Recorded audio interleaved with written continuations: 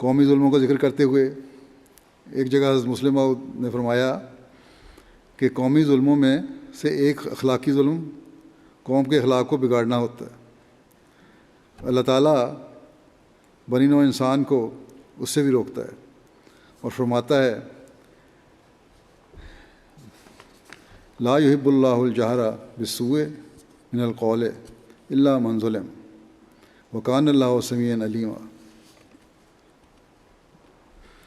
اللہ سر عام بری بات کہنے کو پسند نہیں کرتا مگر جس پر ظلم کیا گیا ہو، اور اللہ بہت سننے والا اور دائمی علم رکھنے والا ہے۔ حضرت مسلم موعود نے اس کی تشریح مختلف کی ہے۔ آپ فرماتے ہیں کہ لوگ اس کے یہ معنی کرتے ہیں کہ اگر کوئی مظلوم ہو تو اسے بے شک اجازت ہے کہ وہ برسر عام جو جس جی میں آئے کہتا پھرے، لیکن کسی اور کو اس کی اجازت نہیں ہے۔ مگر میرے نزدیک اس آیت کا اصلی مفہوم یہ ہے کہ اگر کوئی مظلوم ہو تب بھی یہ پسندیدہ بات نہیں کہ لوگوں میں برائیاں بیان کرتا پھرے۔ گویا اللہ تعالیٰ ہر ایک کو اس طریقے سے روکتا ہے اور فرماتا ہے جو اپنے ظلم کے خلاف شور مچاتا ہے،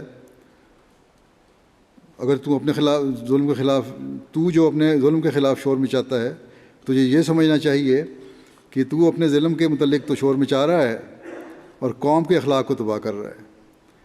جیسے اگر کوئی گندی گالیاں دینا شروع کر دے اور اس سے عورتیں گزر رہی ہوں تو اور شریف لوگ گزر رہے ہوں تو وہ ان کو روکتے ہیں اور کہتا ہے کہ تجھے شرم نہیں آتی کہ لوگوں کے اخلاق خراب کر رہا ہے تو۔ بچے بھی ہیں، عورتیں بھی ہیں، ایسے لوگ بھی ہیں جن کو یہ برداشت نہیں ہوتی گندی باتیں۔ اس طرح اللہ تعالیٰ فرماتا ہے کہ تو شور کس بات پر مچا رہا ہے؟ کیا اس بات پر کہ تجھ پر ظلم ہوا ہے؟ مگر تجھے اتنی سمجھ نہیں، تو اپنے ظلم پر شور مچا رہا ہے اور ساری قوم پر ظلم کر رہا ہے۔